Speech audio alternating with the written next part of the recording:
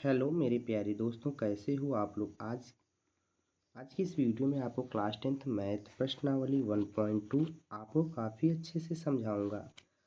आप इस वीडियो को लाइक कर देना और अपने दोस्तों के पास ज़्यादा से ज़्यादा शेयर ज़रूर कर देना। चलिए बात करता हूँ प्रश्न संख्या 3। प्रश्न संख्या 3 में हमसे पूछा क्या गया, अभाज्य गुणनखंड विधि द्वारा निम्नलिखित प्रश्न पूर्णांकों के HCF और LCM ज्ञात कीजिए। अभाज्य गुणनखंड विधि द्वारा HCF और LCM ज्ञात करना है, जिसमें पूछा गया है प्रश्न नंबर 1 12, 15 और 21। चलिए बात करता हूँ 12, 15 और 21 का अभाज्य गुणनखंड विधि द्वारा HCF और LCM कैसे ज्ञात किया जाता है। देखिए प्रश्न संख्या 3। प्रश्न संख्या 3 में पहली सवाल 12, 15, 21। 12, 15 और 21 अभाज्य गुणनखंड विधि द्वारा इसका HCF ज्ञात करना है। लिख लीजिएगा 12, 15, 21 गुणनखंड निकालिए। 2 छंग 12, 2 तिहाई 6, 3 के नम 3। अभाज्य गुणनखंड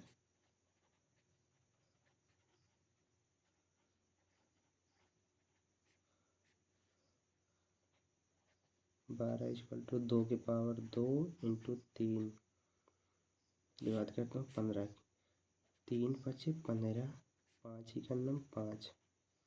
21 की बात करता हूँ, 2 से नहीं कटेगा, 3 से कटेगा। 3 7 21, 7 अभाज्य संख्या, 7 बन जाए 7। 12, 15, 15 equal to 3 into 5। 21 equal to 3 into 7। बात करते हैं HCF और LCM की। HCF इक्वल टू 12, 15, 21 का HCF निकालने के लिए हमें पहले देखना है तीनों संख्याओं में HCF, मतलब तीनों में उभयनिष्ठ, तीनों में जो कॉमन हो, तीनों में कॉमन हमें दिख रहा है 3। तो इस संख्या का HCF हो जाएगा 3। तो सबसे छोटी घात लेना है, तो HCF 3। अब बात करते हैं LCM की। LCM में हमें जो कॉमन हो उसको भी लेना है, जो कॉमन ना हो उसको भी लेना है, और सबसे बड़ी घात। तो सबसे बड़ी घात इसमें पहले 2 की पावर 2 इंटू 3 की पावर 1 ही है, 1 ही है, 5 इंटू 7। इसका मल्टीप्लाई कर लेंगे। HCF ये हो गया हमारा LCM 4 इंटू 15 इंटू 7। चलिए इसका मल्टीप्लाई करते हैं। इसका मल्टीप्लाई करेंगे तो हमको प्राप्त होगा 4, 15 और 7 का गुणा कर लेंगे जब, तो हमें मिलेगा 420। इसका LCM 420 हो जाएगा। दोनों ज्ञात हुआ ना, HCF और LCM दोनों। चलिए बात करते हैं सवाल नंबर 2। सवाल नंबर 2 में हमें क्या दिया हुआ, 17, 23, 29।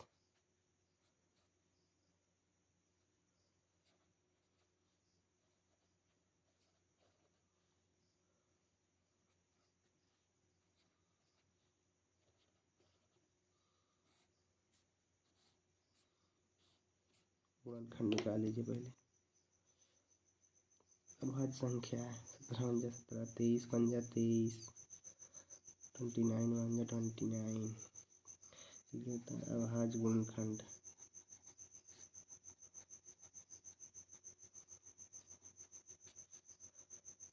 17, 23, 29।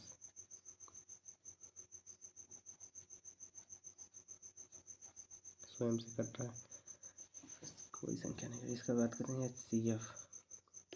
HCF निकालते हैं, देखते हैं तीनों में कुछ नहीं कॉमन दिखाई दे, तो हम तीनों में 1 से मल्टीप्लाई कर देंगे। तो इसका HCF 1 कॉमन हो, जिसका HCF कुछ नहीं, इसका HCF 1 सबका HCF होता है।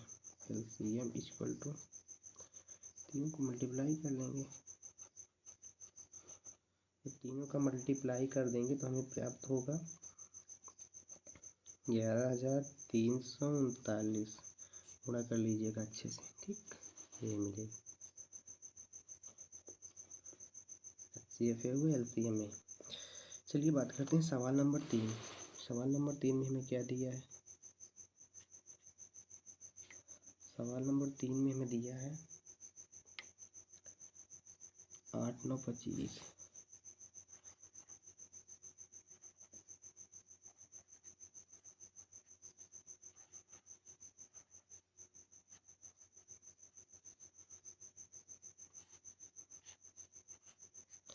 इसका गुणनखंड निकाल लेते हैं। 8, 9, 25। 8 का हम गुणनखंड निकालेंगे तो हमें प्राप्त होगा 2 4 जा 8, 2 4 2 2 जा 4, 2 1 जा 2। 9 का निकालेंगे तो 3 3 जा 9, 3 1 जा 3। 25 का 5 5 जा 25, 5 1 जा 5। चलिए इसका हम अब अभाज्य गुणनखंड लिख लेते हैं।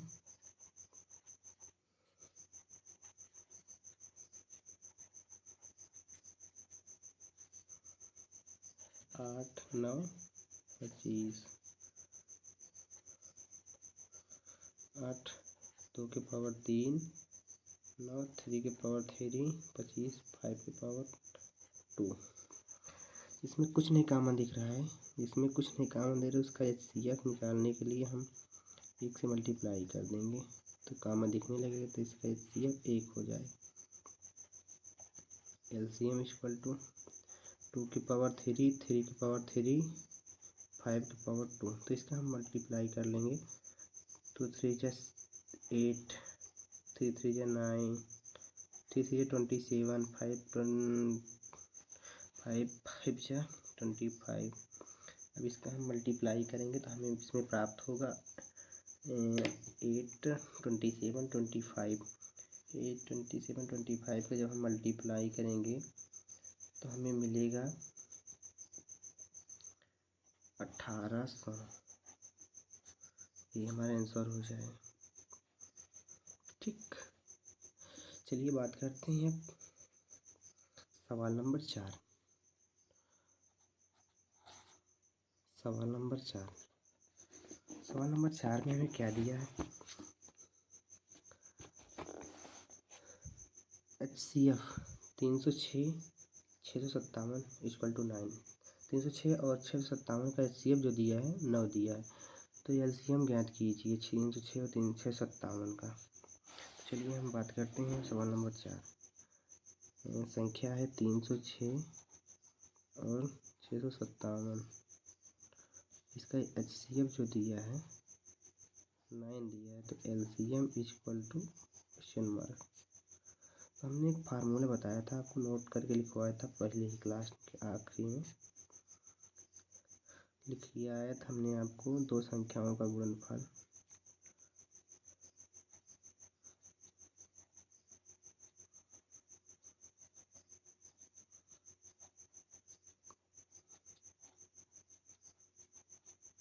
दो संख्याओं का गुणनफल equal to HCF into LCM। तो हमको इसी पे रख देना है, दोनों संख्याओं का गुणनफल कर देना और HCF इंटू दोनों संख्याओं का गुणनफल क्या है? दो संख्या क्या है? 306 इंटू 657 इक्वल टू HCF में दिया है 9, LCM ज्ञात करना है 306 into 657 upon 9 equal to LCM। तो इसको काट लेते हैं। 3 3 जा 9, 3 1 जा 3, 3 2 जा 6, 3 6 को काटे 3 2 जा 6, 3 1 जा 3, 3 2 जा 3 9 जा 27। इसमें हमें LCM इक्वल टू 102 इंटू 219। हम इसका मल्टीप्लाई करेंगे 102 और 219 का, तो मल्टीप्लाई करेंगे तो 22,338 आ जाएगा। यही आपका आंसर होगा। नहीं दिख रहा है क्या? चलिए कोई बात नहीं, देख लीजिए। LCM इक्वल टू 102 इंटू 219, तो इसका मल्टीप्लाई करेंगे तो 22,338 प्राप्त हो। यही आपका आंसर हो जाए। चलिए बात करते हैं अब सवाल नंबर 5। सवाल नंबर 5 सवाल नंबर 5। सवाल नंबर 5 की बात करता हूँ। सवाल नंबर 5 में हमसे क्या पूछा, जांच कीजिए क्या किसी प्राकृतिक संख्या n के लिए संख्या 6 की पावर n अंक 0 पर समाप्त होगा। तो चलिए बात करते हैं। जांच करना है, इसमें सिद्ध करना है 6 की पावर 1 n।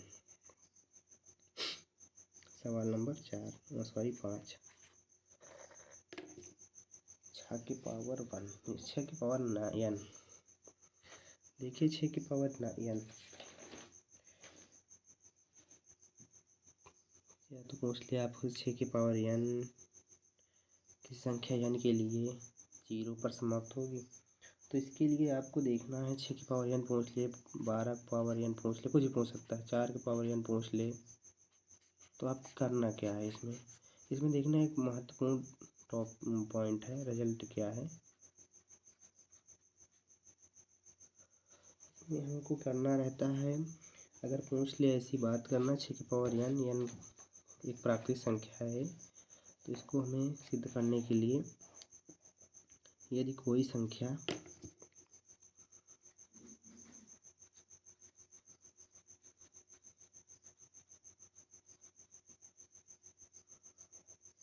जीरो पर समाप्त होना हो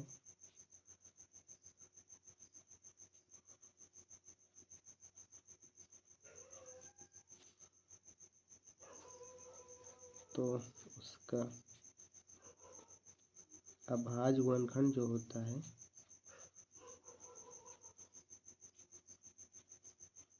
कम से कम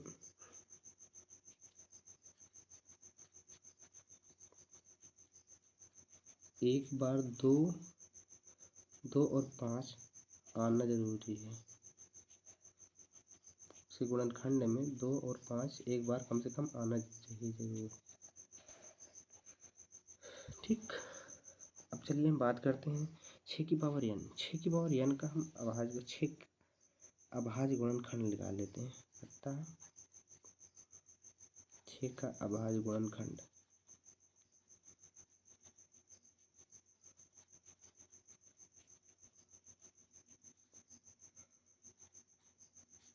2 3 जा 6, 3 1 जा 3। तो इसमें हमें 2 और 3 प्राप्त हो रहा है, 2 और 5 आना चाहिए ना। तो 2 5 नहीं प्राप्त हो रहा है, इसीलिए हम इसको नहीं कह सकते कि 6 की पावर n जो है वो किसी प्राकृतिक संख्या n के लिए 0 पर समाप्त होगी। तो हम इसमें लिख रहे हैं जो, इसलिए 6 का गुणनखंड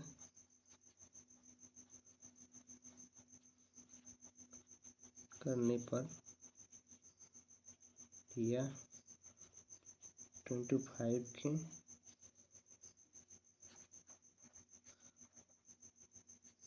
रूप में नहीं है, 23 आ गया, 25 के रूप में नहीं है। अर्थात हम यह कह सकते हैं यह कभी भी शून्य पर समाप्त नहीं होगी।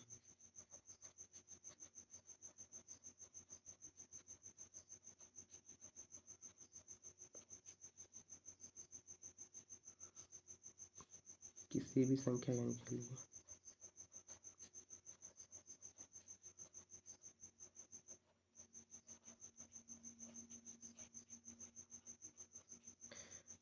चलिए ठीक है, सवाल नंबर 5 यही कंप्लीट हुआ। आप एग्जाम में ऐसे लिखिएगा अच्छे से,